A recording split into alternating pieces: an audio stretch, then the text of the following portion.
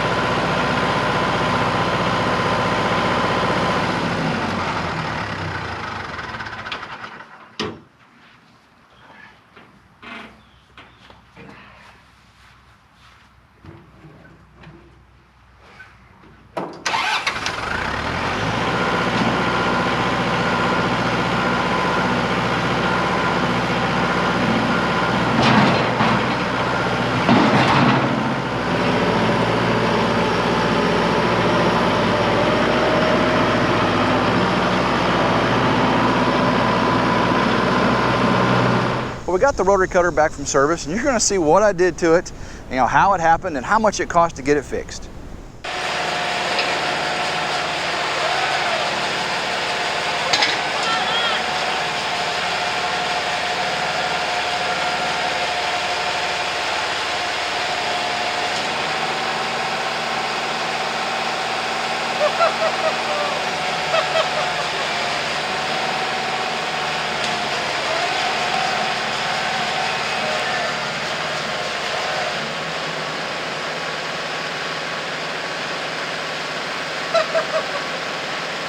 Word to the wise when you're dealing with your rotary cutter, don't drag it across the earth. Make sure you lift it. Either you're lifting it with a 3-point hitch, or if you've got it separated, you put a strap on it, lift it, and carry it around to where you need it to where you can reconnect it. If those blades or that stump buster gets caught and you rip the bottom of that gearbox out, it's not going to be a cheap day for you. And watch out with that guide wheel too. When you're backing into things, that yoke gets caught and breaks off. It's not a cheap thing either. We've tried welding that thing on a couple times, and every time we hit something, it'll break right off. So now we got a really heavy duty yoke on there. I think it's going to last a lot longer.